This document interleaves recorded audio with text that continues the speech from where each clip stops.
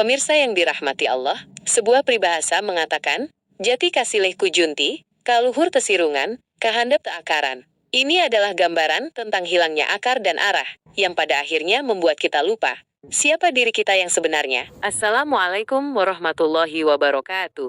Imam Syafi'i pernah berkata, tidak akan sampai seseorang dalam ilmu kecuali dengan adab.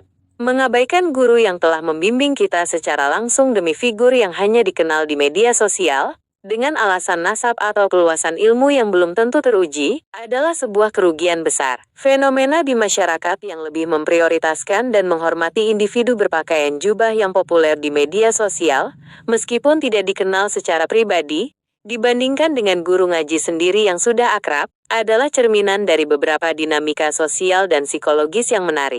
Ini menunjukkan pergeseran nilai dalam memandang otoritas dan ilmu, di mana tampilan luar dan popularitas seringkali mengalahkan kedalaman hubungan dan adab. Ada beberapa faktor yang berkontribusi pada fenomena ini. 1. Kekuatan citra dan visual di media sosial. Media sosial adalah platform visual yang kuat. Pakaian berjubah, terutama jika dikenakan oleh individu yang pandai membangun citra diri, bisa menciptakan kesan harismatik, alim, dan berwibawa.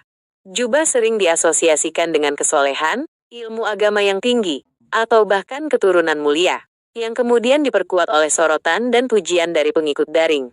Masyarakat cenderung membentuk persepsi awal berdasarkan apa yang mereka lihat, dan citra yang menarik di media sosial seringkali lebih memikat daripada realitas sehari-hari. 2. Efek jauh lebih indah. Ada kecenderungan untuk lebih mengagumi apa yang jauh dan tidak dikenal. Individu berjubah yang populer di media sosial seringkali hanya terlihat dalam konteks ceramah atau momen-momen yang sudah disiapkan, menyajikan versi terbaik dari diri mereka. Kita tidak melihat keseharian, tantangan, atau kekurangan mereka, sehingga citra ideal tetap terjaga. 3. Romantisisasi nasab dan ilmu yang tidak terverifikasi. Seringkali, individu berjubah yang populer di media sosial diasosiasikan dengan nasab mulia, atau klaim ilmu yang sangat luas, bahkan tanpa verifikasi yang mendalam. Masyarakat mungkin tergoda oleh narasi ini dan menganggap mereka memiliki kelebihan yang tidak dimiliki oleh guru ngaji lokal. Harapan akan keberkahan atau ilmu yang lebih tinggi dari figur-figur ini mendorong penghormatan yang lebih besar. 4. Bias familiaritas dan menyepelekan yang dekat. Terhadap guru ngaji sendiri, yang mungkin sudah mengajar kita bertahun-tahun, ada fenomena bias familiaritas. Kita mengenal mereka secara pribadi, tahu sifat-sifatnya, bahkan mungkin pernah melihat kekurangan mereka. Familiaritas ini, secara tidak sadar, bisa mengurangi rasa kagum, dan membuat kita menganggap ilmu atau nasab mereka biasa-biasa saja, dibandingkan dengan figur yang jauh dan terkesan lebih. Kita lupa bahwa ilmu yang benar-benar kita serap dan terapkan, justru seringkali datang dari guru yang dekat, dan konsisten membimbing. 5. Prioritas yang bergeser, dari adab ke output instan. Masyarakat modern, dengan kecepatan informasi di media sosial, seringkali mencari output atau sensasi instan.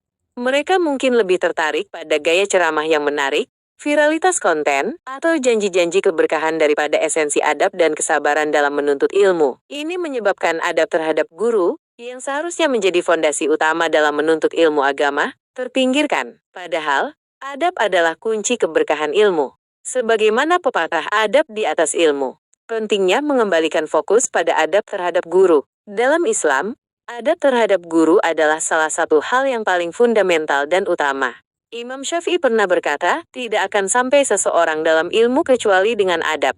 Mengabaikan guru yang telah membimbing kita secara langsung demi figur yang hanya dikenal di media sosial, dengan alasan nasab atau keluasan ilmu yang belum tentu teruji, adalah sebuah kerugian besar. Sejatinya, ilmu yang paling bermanfaat adalah ilmu yang disertai dengan keberkahan, dan keberkahan itu erat kaitannya dengan bagaimana kita memuliakan guru yang telah memberikan ilmunya, tanpa memandang latar belakang atau popularitas mereka di mata orang lain.